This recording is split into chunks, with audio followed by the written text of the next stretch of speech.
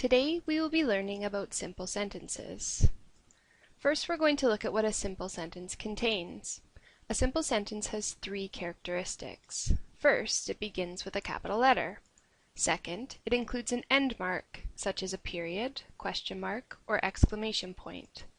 Third, it contains a complete thought, or what we refer to as a main or independent clause. An independent or main clause contains an independent subject and a predicate to express a complete thought, and it can stand alone as a sentence. For example, Billy walked to school. This is a simple sentence because it contains a capital letter, an end mark, and an independent clause. When we look at the subjects in a simple sentence, we need to understand that the subject is what or whom the sentence is about. The predicate tells something about that subject. It includes an action or a doing verb and or a helping verb.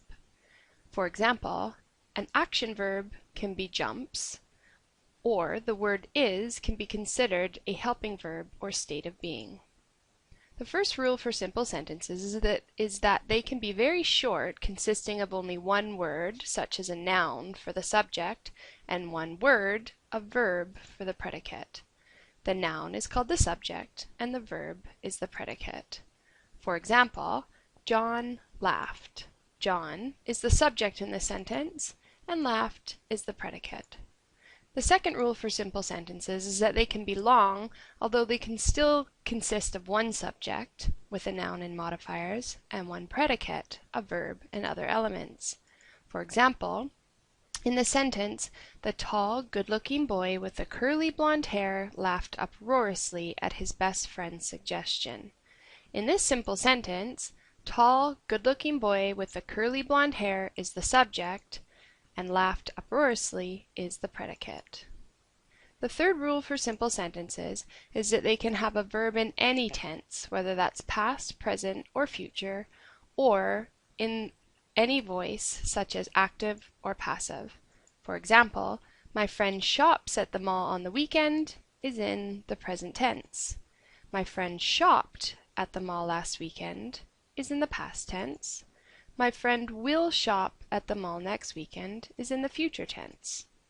The next player at bat hit the baseball into left field is in the active voice, and the baseball was hit into left field by the next player at bat is in the passive voice.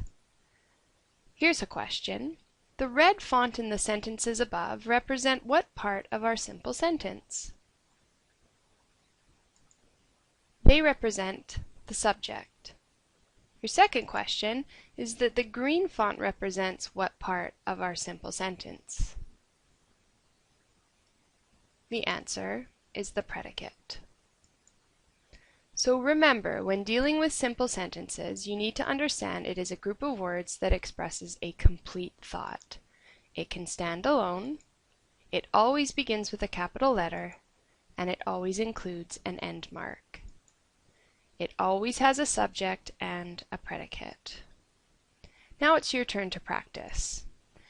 In the following sentences, I want you to identify the subject and predicate in these simple sentences.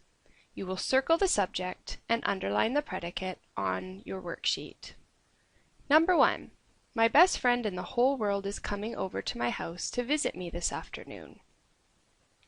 Now it's your turn to circle the subject and underline the predicate.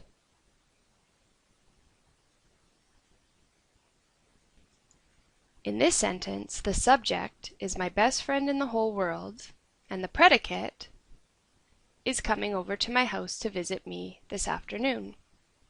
Here's another try. Who can tell me the answer to the question about the Civil War? Remember, circle the subject and underline the predicate. In this simple sentence, the subject is who, and the predicate is can tell me the answer to the question about the Civil War. Number 3. 3 years ago, my baby sister was born.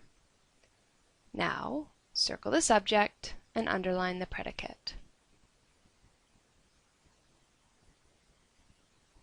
In this sentence, the subject is 3 years ago my baby sister, and the predicate was born.